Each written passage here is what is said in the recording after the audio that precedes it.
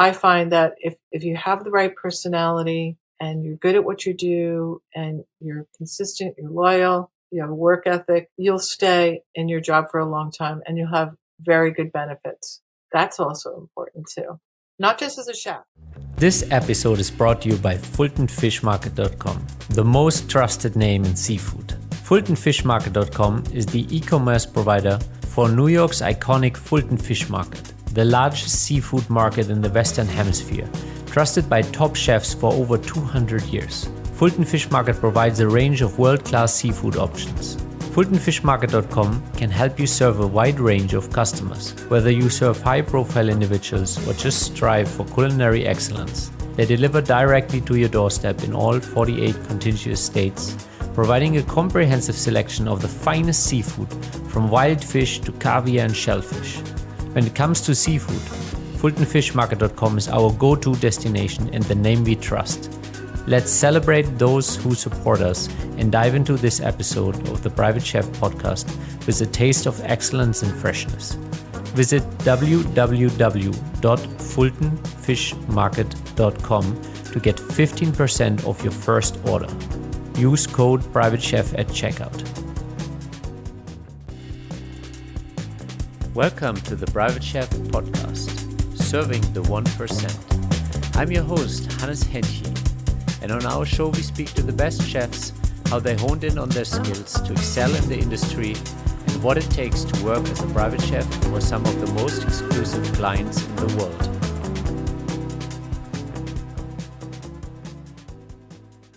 Welcome back to the Private Chef podcast. I'm your host, Hannes Hennche. Joining us today in this exceptional episode is Jill Snider, currently serving as an estate and property manager for luxury residents. Jill's culinary journey weaves together rich and diverse experiences, from her managerial positions at Amarak to her previous role as a private chef and owner of Chez Bean in-home private chef services. A graduate of the Culinary Institute of America, Jill brings over 20 years of culinary expertise to the table. Having spent years cooking and overseeing the lives of private clients, her transition into estate management has been a seamless one, with a distinctive blend of a corporate business background, an artistic creative flair, and a sincere service-oriented approach. Jill stands out in the private service field. Welcome to the show. Thank you, Hans. Happy to be here. You're very welcome. And the funny thing is we actually already spoke for 40 minutes before we ever pressed record. So we already warmed up quite nicely. So maybe let's start. Where did your gateway to the private service industry open up for you? I think the gateway happened when I had my first child, and I was always cooking. My mother cooked. My whole family cooks. And people started asking me for food. And so that's where Chez Bean came from, my private chef service. And it just snowballed. More and more people were telling friends, and I was ending up in lots of beautiful homes and meeting new people.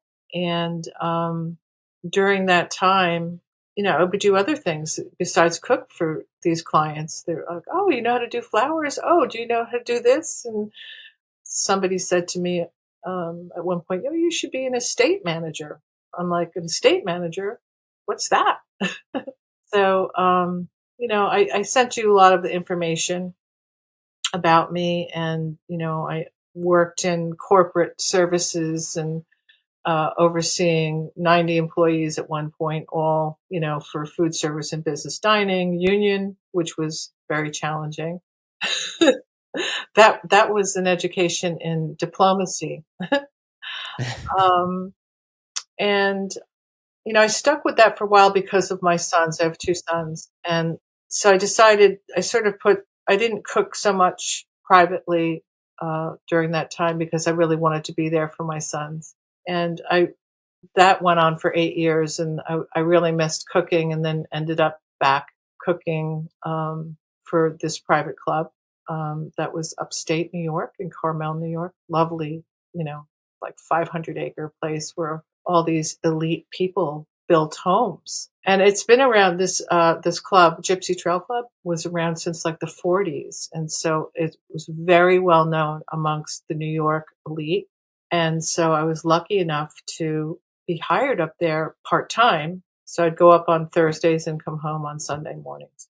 And so in that arena, met more people and ended up cooking for them in their homes in New York City and also up there. So, and then on and off, whenever I could find time, raising kids is like, and it's a lot of work. I would take classes to hone my skills. And, so that's how it all began.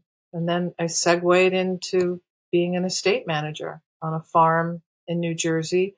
That role was my most favorite job and my shortest job because of my sons. Because I had to live on the property in Princeton, New Jersey. It was a huge, amazing place.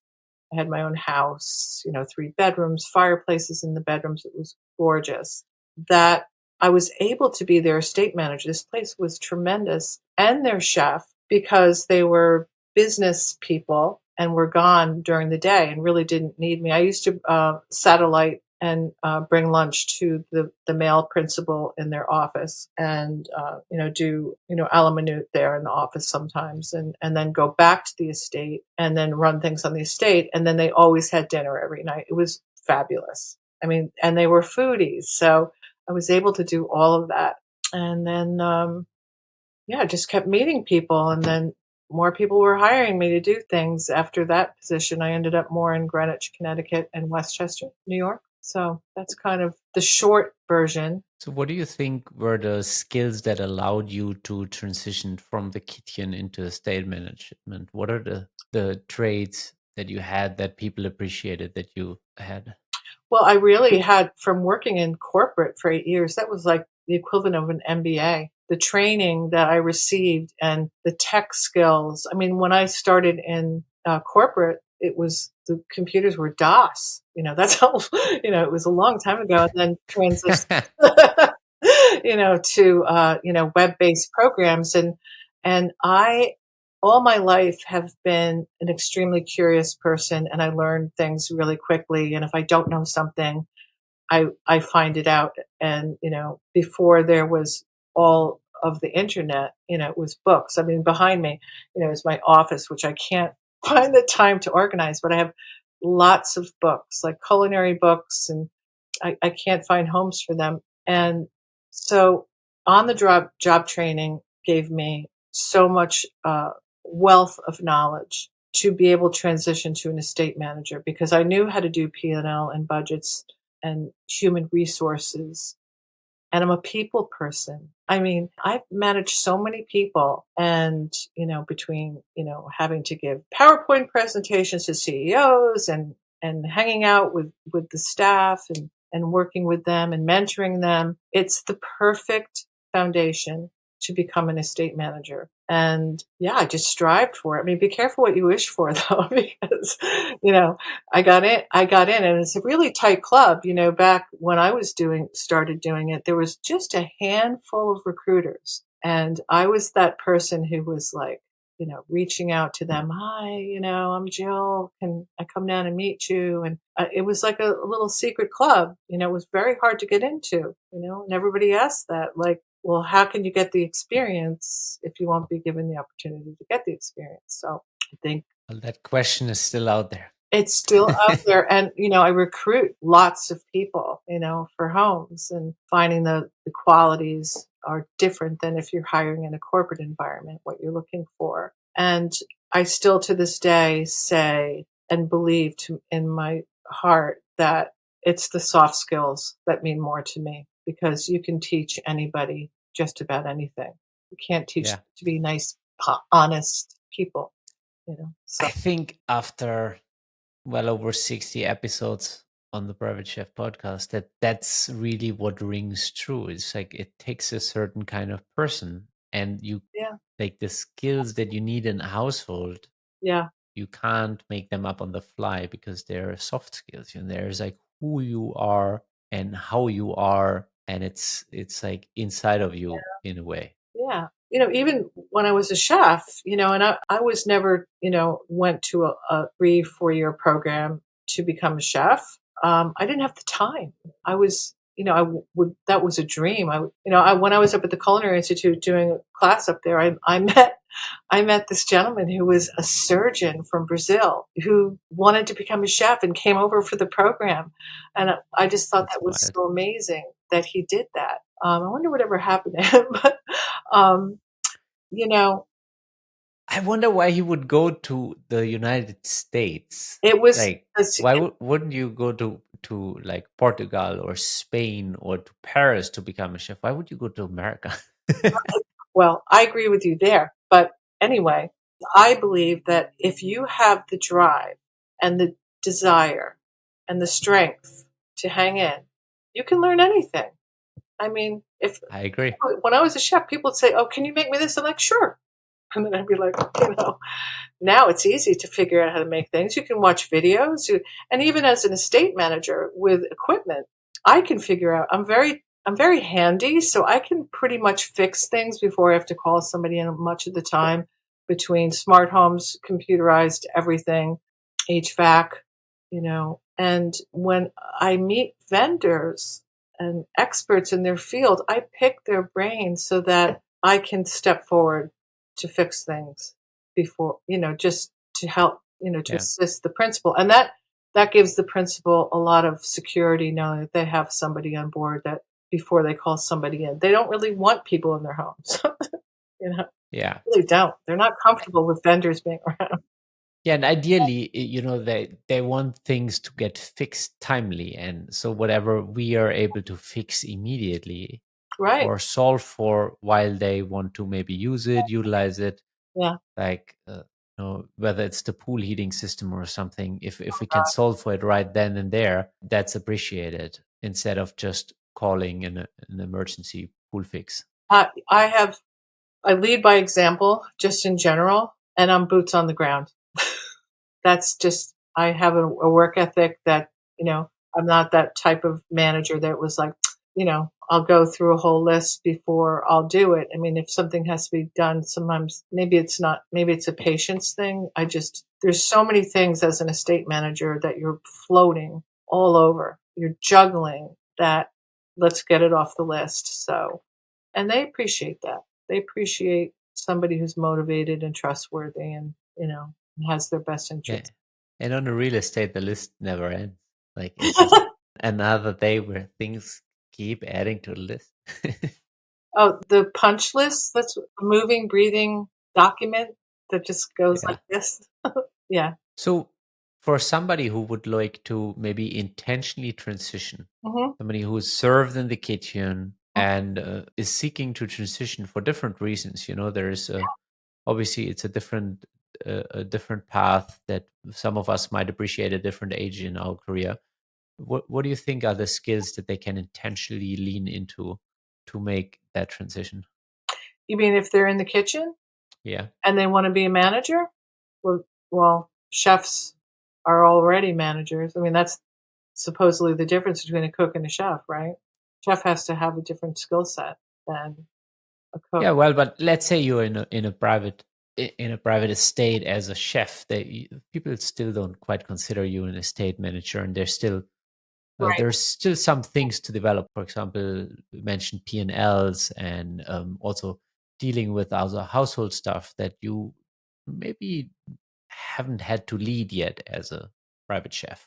right. Well, I think you have to have a business sense just in general, and you have to be comfortable with technology. There's so much technology now. So Yeah, don't think that's too difficult these days.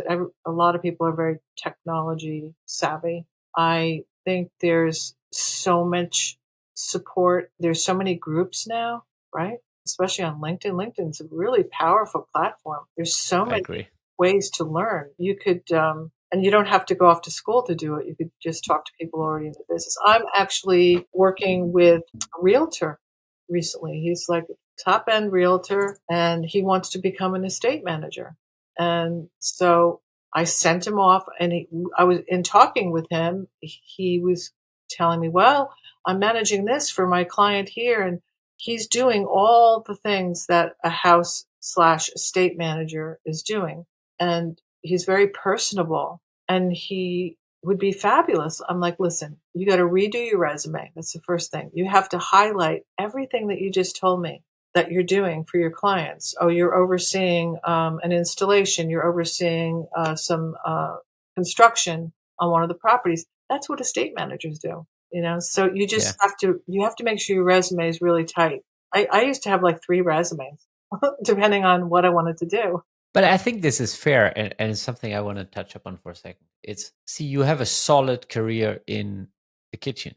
You have a solid career as an estate manager. So I think each of those respective resumes can be completely truthful, but highlight a certain skill set that you're applying for. Correct. Yeah, I mean, I see a lot of resumes, and I love helping people to find jobs. So that's kind of what I've been doing, veering off to be doing now, is to help people find jobs that they really want. And I think the resume, I mean, the resume is your, and unfortunately, it's not like the old days where you could walk in and just introduce yourself. I mean, that's going to be your way in. And so that's a very important piece of paper. And I always tell people hire somebody in the industry to do your resume because you literally have, I think, I forget how many seconds, but I think it's like 15 seconds to catch somebody's attention, especially with recruiters. But for me, being that I'm in the business, I'm a little bit different than like a usual recruiter because I know what to look for and I feel like I just have sort of a sense of talent. And I don't necessarily have to look at 10 resumes to think that I might have somebody that I would know would be good for a position. I've hired like the first candidate that I've met just because I knew, you know. Well, I think that also you can do that based on the volume of experience you have with the Yeah. humans Yeah. filling jobs. Like, you've went through 10,000 repetitions there, maybe by now, going through resumes and meeting people for interviews, actually having hired people, having to fire people again. Yep. So that by now, if you have a candidate and you know what the position requests, and you kind of see the character and the DNA when you interact with them, you're like, I think this is a really solid fit. Yeah. There's failures too. I mean, you're dealing with human beings, so you never really know. I've had a few of those. Well, as you posted 2 days ago, we all fail, and Right. it's just, Yep. Another, yeah, that's important. Especially if you're someone. There was a chef you interviewed recently. I think she's in Boston. Yeah, I think she was in Boston. She reminded me a lot of myself, where she is just willing to take risks and she's following her journey. And I really admire that. I think that it's important to not. I've never really played it safe, and I think it's important to keep moving forward. And all right, so this one wasn't so great. Had it happen. We've all have those stories, that those positions that are not on our CVs, that maybe was for a month. You thought you had the best thing in the world. It was 12 properties. You were going to travel the world, and 8 of them were near your house. And that was my journey. That was my, and you just have to accept it. I mean, it's disappointing when things like that happen, but if you don't yeah, learn from whatever that was, there's usually, when you accept a position, you really have to follow your gut, because when I look back on the mistakes or the mishaps in my career, the signals were there that maybe it wasn't the right fit, but we need to work, we have to take care of our families or whatever it is that we need. But it's the same with hiring a candidate too. You know, sometimes you need to fill a position. You're like, you really just want somebody, and you're like, okay, this one's going to work, and they're really yeah. not, and deep in your heart that not the one.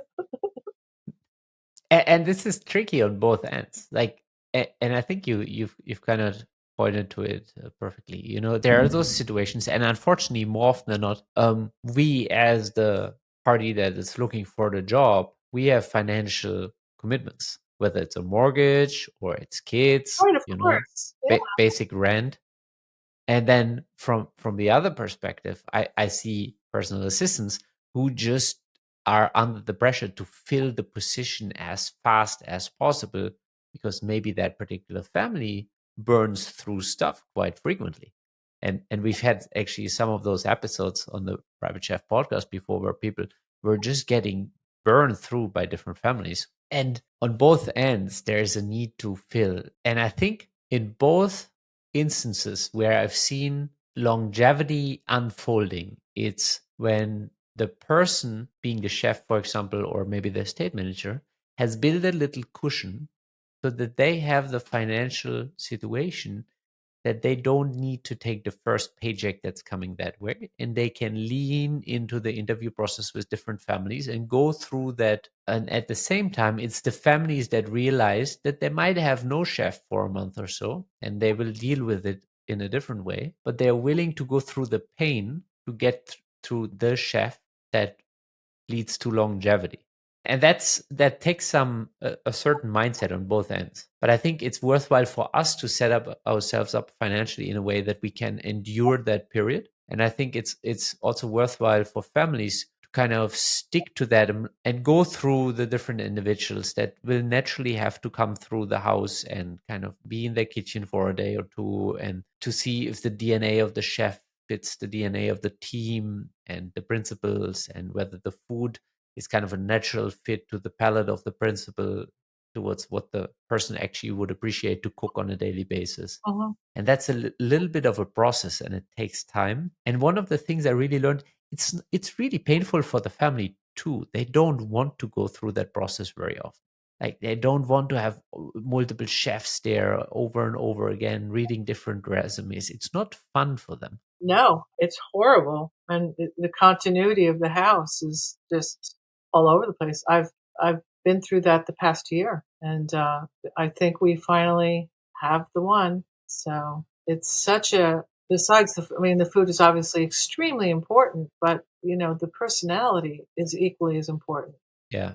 Yeah. I think we can spend a little bit more time here because I think this is such a crucial piece to the puzzle. And I would really like you to shine light from the principals and estate managers' perspective, Yeah. because that's something that's easily missed being on the chef side, where we are like, well, they dismissed me so easily, or this or this. And then it's like, having seen both sides myself, I'm like, it's equally painful on both ends of the spectrum. Like the families don't appreciate the process.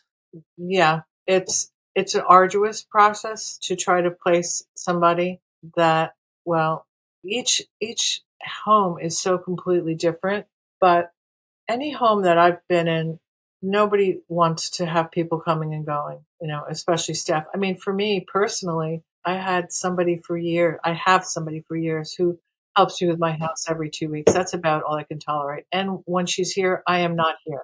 I can't even imagine. I don't care how big the house is, just having people in my house. So it's so important to just have the staff just be able to move around and like a ghost, like, unobtrusive way. So it is very difficult for the principals if they don't have their long-term staff in place. And that happened. There's going to be a cycle like right now where I am there. We have a housekeeper that's probably going to retire soon. She's been there a long time. And that's going to be really tough thing to find, really, really Mm. tough because there's such a Somebody comfort. that knows all the Oh, nuances yeah. and knows exactly how you want things folded, She's been and through all I, the I'll measures. I'll give you one family I worked with. They would fly one of their housekeepers with the principal to different vacations home because of how she ironed his clothes. Yeah. And we're talking like underwear and stuff. And I'm like, wow, that's being very particular. Like you don't like how the laundry is being done somewhere, so you're flying in the housekeeper to iron your laundry differently. Yep. But it's like to that degree of nuances. And imagine you have the same housekeeper 15, 20, 25 years, and they're so dialed in. Like there's language is basically not needed anymore because it's all very subtle messages. They know exactly what you want, where you want it. It's from a principal perspective, it's a major loss. Yeah, this where I'm currently this housekeeper was just away. She went overseas because she's doing a business there, and it was really traumatic having her gone. It was quite difficult. And Some, that's a lesson. I mean, that shouldn't be. No house that and that goes to like when a lot of what I'm seeing, there's a trend, and maybe you're seeing this where principals are trying to hire multiple people for one position, and I am firmly against that because if something happens with that one employee, you lose 2 to 4 employees if they're doing too many different things, and that would be true with this particular housekeeper who could just do so many yeah, things. Oh, she can cook, she can do this, she can do that. you know. So I don't advise that. yeah. Everybody should really. That's right. In a funny way. So one of the families I left, without highlighting myself here too much, but initially I had to leave for personal reasons, taking care of my dad, and Yeah. then like 6 months, 9 months later, I was just checking in with the PA and the nanny who were still there, and they were like, "Well, the only thing I can say is like this guy is not you in so many different ways." Like and it's only then when they realize what other people did without them ever having to say it. Like, and then so after me, a chef moved in who only cooked and he didn't touch anything else. He like wouldn't do all the small things that I just to me are so second nature. Obviously I will check the security of the house to some degree, like doors locked, windows locked, things down. Check if there's gasoline in the cars, whether the Teslas are plugged in. This is all stuff I walk past it. This just happens as I'm doing my work. And so the guy who came after me, all he did was cooking, and he wouldn't touch anything. He would cook and walk out. So they were like, it's a completely different experience working with them. Yeah. Makes you irreplaceable, Hans. Yeah, I mean, in a good way, the interesting thing is, I didn't feel like people really picked up on it while I was there, but once you're gone, they definitely realized it. Sorry for the interruption, but we gotta share the news with you. Nothing fishy from FultonFishMarket.com. They're delivering world-class seafood from New York City's legendary Fulton Fish Market straight to your door. Their fishmongers have helped countless chefs get what they need when they need it for over 200 years. Trusting FultonFishMarket.com means their experts work tirelessly to make your day run smoothly. Let your cooking skills shine and elevate your dishes with amazing seafood from FultonFishMarket.com. Yeah. Yep. Yeah. I think another important thing is to understand, like as an estate manager, is to understand every every job. Yeah, You never know if you'll have to step in. And it was the same when I was in corporate, being able to step into all jobs if somebody's out sick or whatever. It's not ideal, but I'll be cooking on Monday because it's the chef's day off and I offered to do it. So family's coming. So, but it always makes me a little nervous to do it because it isn't like riding a bicycle. I mean, when you're cooking every day, it's very different than when you step away for. I mean, it's been years since I was a 100%. full-time chef, and but I'll just keep it Yeah. simple. I got the old tricks that I could do, but it's definitely something you need to do every day. My knife skills, Even n- they work. even now, I feel like if you would tell me to go back at the line in a full-blown restaurant, I'd die on day one. That's the hard that club that I was telling you about that I worked at, I was gonna be on a line. I was a private chef and catering, very different. So, I did that to prove to myself that I could do that because 'cause I've been enough worked in enough restaurants, been around enough chefs to know that is the highest pressure in the world because you have and these stupid ticket machines, not the old days where you're putting this they can jam up. All you need is that to happen. Those And old anyway, printers, that noise, yes, it's like anxiety yes, inducing. but I'm really glad that I did that. But I would say that working on a line is probably the highest pressure on the planet. I can't watch, any of those chef shows. I get an anxiety attack when I watch those shows. But I'm really glad I that I did it. That, Yeah, I you know, feel you. I can't watch that stuff. Like all of this oh time my pressure god. stuff. Like it's like it's not even fun for me. Yeah, like somebody's yelling, expediting, and yeah, okay, 5 fish, this one, da, da, da, da, da. But I had like an amazing sous chef, so that really helped. But yeah, whoa, I have so much respect for people who, and that's the thing, after COVID, back in the day, no clients, principals never wanted any chefs from restaurants. They can't be restaurant chefs. They have to only have private service. Okay, okay. Now, totally different thing. People, they want someone who's worked in a Michelin restaurant. They have to have vegan experience and they can come from anywhere. So, which is better as a hiring person because it gives you a little bit, you have more pool of chefs. But most of the chefs, in fact, the one chef that I hired for this house in Westchester that I found right away, he was from Blue Hill. And Nice. he was laid off, from in Tarrytown. He was there and went up to Massachusetts. And he and his buddies, they were like, you know what?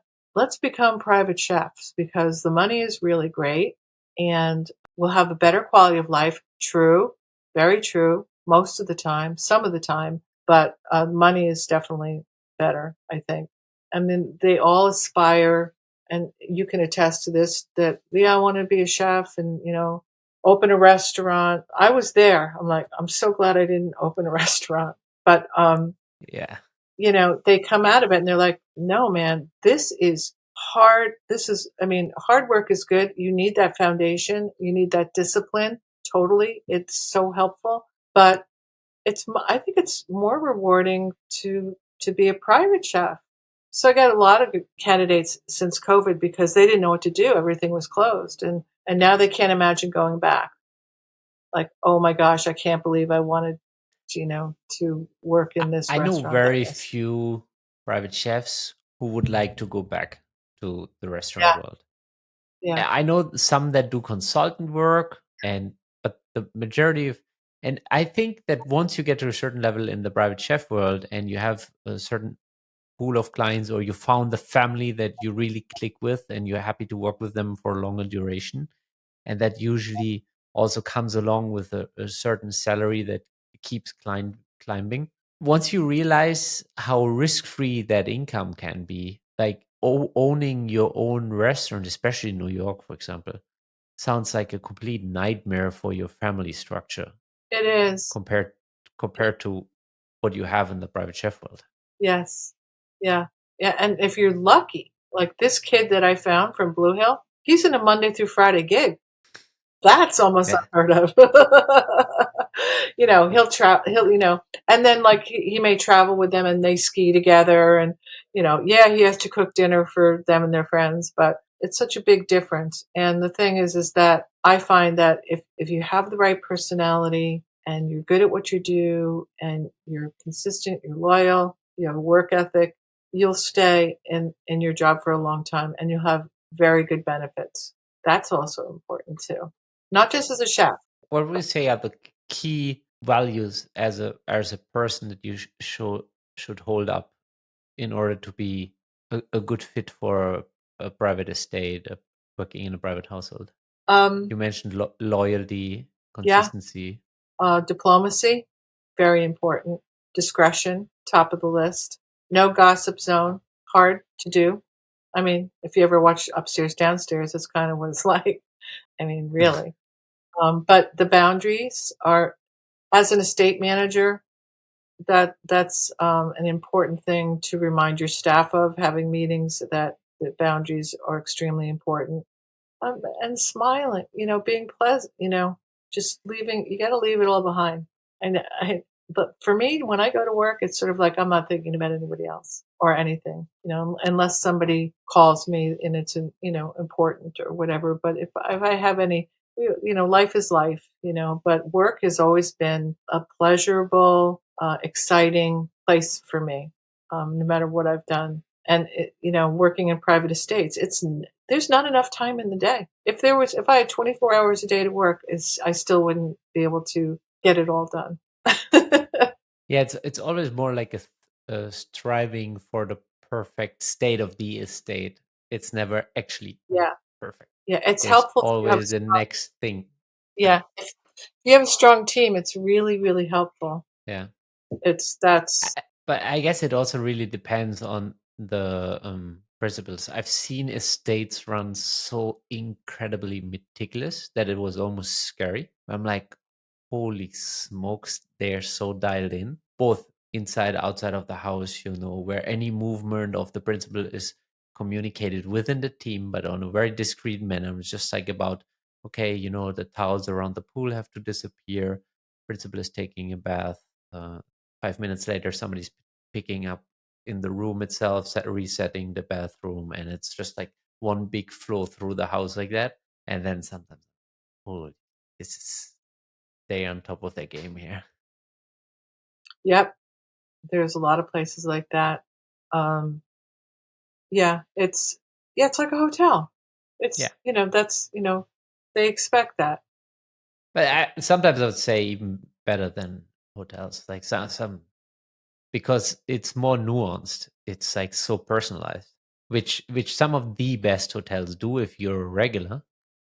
So they get very into your personal nuances, but Yeah. on an estate, it can be even more nuanced.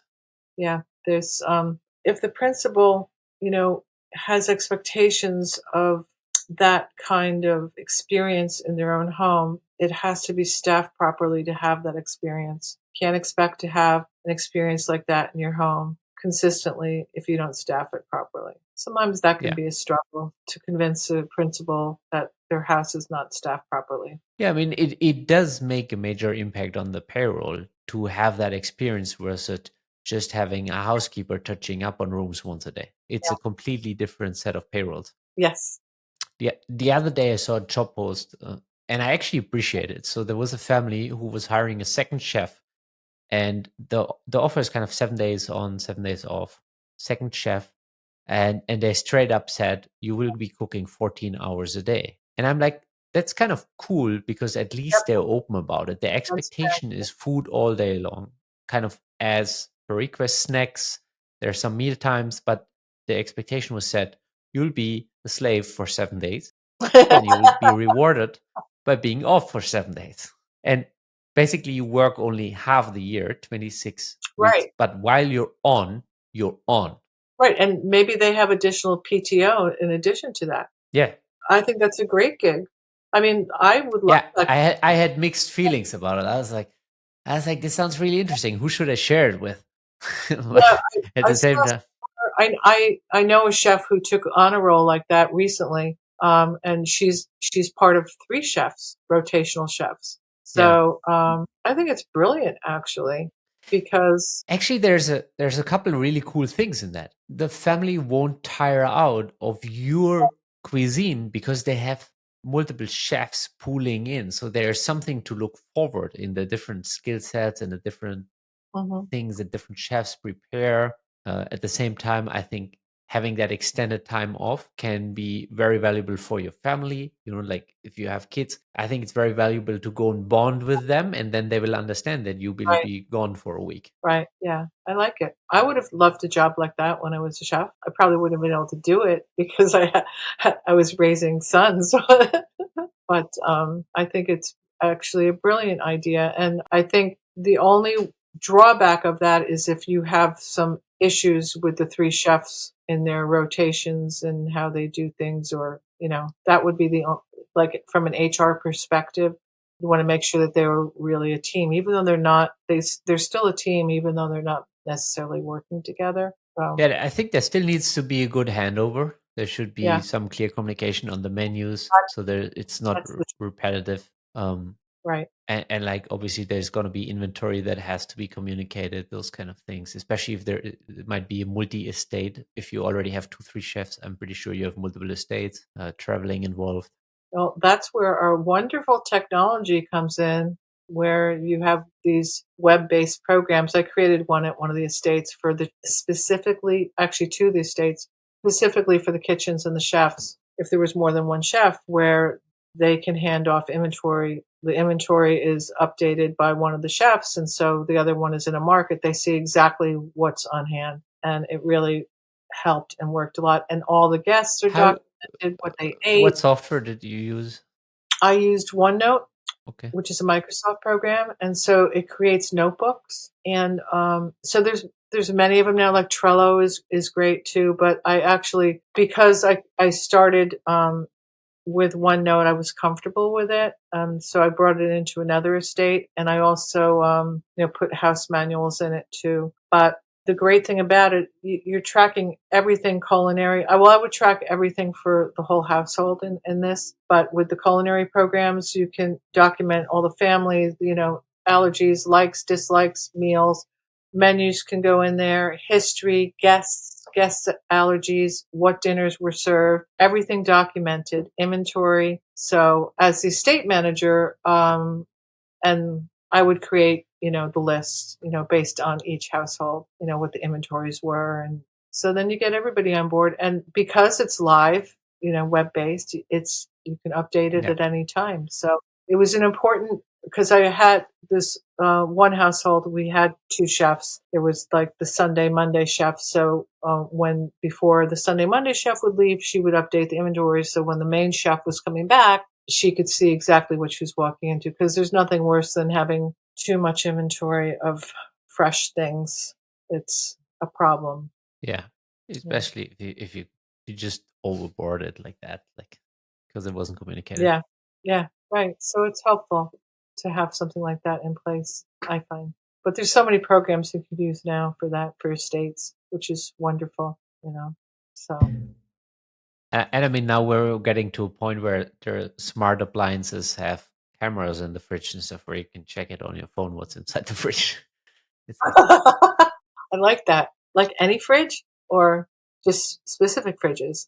well, I'm sure you can. So some of the fridges have it built in where you connect with the fridge and Right. you can look it up on your phone. I'm pretty sure you can just put a small camera in any fridge. What? Well, that's true. That's true. Yeah, I like that. just buy a Nest and put it in your fridge. I like that. I like that. Brilliant. Yeah. I'm gonna look into that. Yeah, so going back to the hiring process, you being on the principal side, and you Mhm. already kind of said it earlier, like on a resume, you have 15 seconds. When you're looking for chefs, what really stands out to you when you go through the process? It depends what I'm, you know, What you're who I'm hiring looking for? for and what I'm looking for. So if I have a client or a principal who has very specific dietary things, I'll look for some of those buzz things in their CVs. I look for longevity, where they've been. I'm not necessarily put off by moving around, because the moving around has to make sense to me, of, has to show a progressive, because that's important. Although, of course, families are always looking for there has to be some, for chefs, I think 2 to 4 years can be acceptable, and 4 would be amazing. It's not, and you could tell me what you think. It's chefs. I don't see chefs staying on in one jobs for more than 4 years most of the time. I think that's a good run. There's a lot of reasons why they move on, and if they stay longer than that, then that's amazing. But for younger chefs, I look at that progressive, and what did they do, and I don't necessarily penalize somebody for having gaps in their CVs, but I also like to look at what they've done in their CVs. So those are the two things. Then I'll dig deeper. If I see things like that, some buzz things that interest me, then I'll look further at the CV and maybe go back to it, or I'll contact them immediately.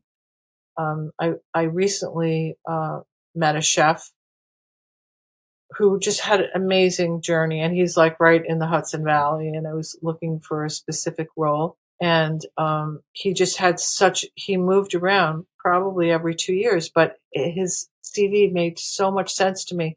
He moved to Costa Rica. He was working on this resort on this farm, and it was all very, very interesting to me. And he worked in a couple restaurants that were notable, and but he was also doing his own business. So I'm like, this is a really resourceful, hardworking guy. So I wanted to meet him, and I did. And I hoping to help him find the right spot. And now I guess food pictures are everybody's submitting their photos. I Yeah. met one chef who's like he worked with a very prominent sports person, player, baller, for years, and he's a rock star, but he had no food pictures. And all these clients want food pictures now. I'm like, believe me, this person can cook. He just didn't have the need to do it because Yeah. he's always worked with sports people, and it was just so he did get me some pictures, but they weren't. I almost didn't even want to submit them because they weren't. I So know bad. he's an amazing chef, but that's kind of unfortunate. So now chefs have another layer of things they have to have in their basket of tricks to be submitting on take pictures. Yeah, and I'm just gonna slip this in here. If there's anything you want to prepare for, it's spend some money on food, put it in nice daylight, soft light, and Hmm. take good Yeah, pictures. light. It's I got really worthwhile. If you dark. spend $500 on food, have your friends there, have them eat the food, and make a nice, like, whenever you get a chance, take pictures. And like, because I remember in the early stage of me trying to get into the private space, I had no pictures. Like, I didn't Right. like when I worked in a restaurant, maybe for to document some of the recipes or stuff. That was the most pictures I took. And in the early stage, I had almost no pictures. So building that, and also having the journey that you, for example, spoke about, like, there's a person, if you can go on Instagram and the person has a timeline of 5 years evolving in their cuisine, and you can really see the journey, and then you put their resume next to it, and you can see how the skill set keeps growing. That speaks for itself. Yeah. Yeah. And and I always try to explain that to principals, is that don't get caught up that, they've moved around. They haven't found their spot yet, but that's not a deal breaker as it might be for a housekeeper or an estate manager or a PA. You want to see more longevity, but chefs, I just see them as a very different place there. Different breed of people. Okay, well maybe Yeah, because those I think for many first time applicants in the private space, they can't really put their finger on, it's like, what is it that will help me at least meet the principal or give me an opportunity to cook food. Like, it's so easy to get dismissed, and it's so easy to take it personal when it's not personal, and it could be as simple as what you said about dietary restrictions. And or I'll give you one.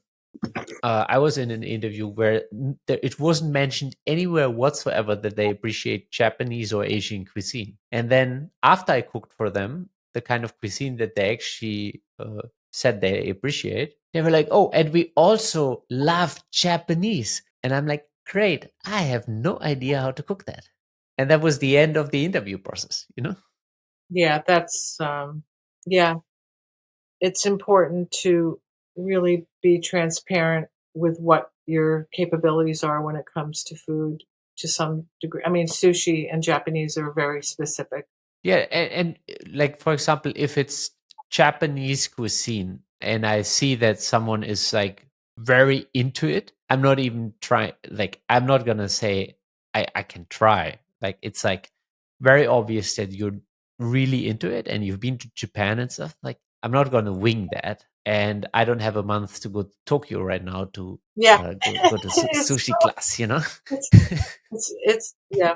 I've made Japanese food. Yeah. Sushi, See, I mean, I can roll some. Occasionally, obviously, I can dig into some recipes and I can figure it out, but I would never sit there in an interview and pretend that I'm uh, deeply knowledgeable in Japanese cuisine.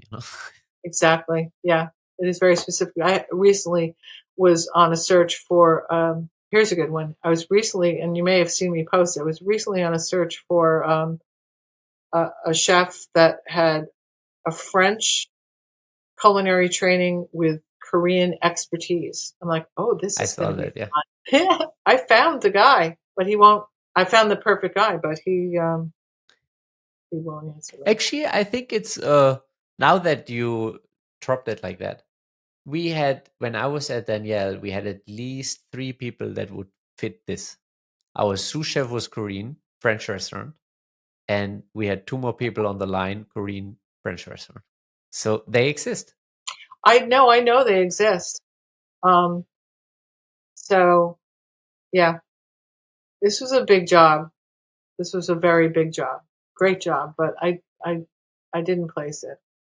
I wasn't able to And place this it. is also something I want to encourage people to keep at it and go through the process of understanding the application process, going through the repetitions, meeting people, whether it's agents, like you said you did it in the old days, trying to connect with estate managers that are hiring.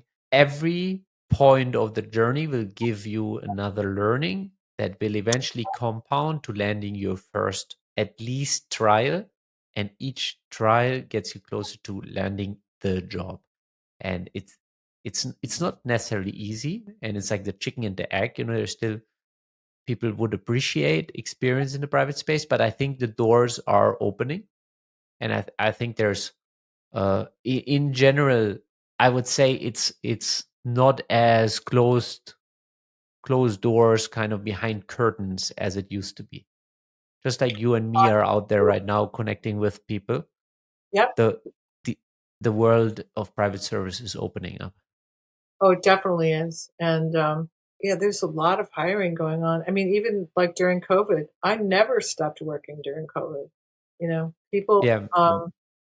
yeah, and I do think that the criteria is changing to get in, and that is it's still depending on what the position is. I mean, you're not going to like walk into a chief of staff role and not have any background to manage multiple states and multiple staff members. Yeah, I mean, I'm But I'm more so talking about a chef from a restaurant going to a state as a chef, yeah, it's not what. if you have. Yeah, I'm going to go back to it, Hans. If you have a great personality, you're in. If you go through the gates, you meet the PA or the estate manager, then you meet the principal. You cook great. You're flexible. You're okay. Your ego is low. That's and you're really clean, important. clean in the kitchen.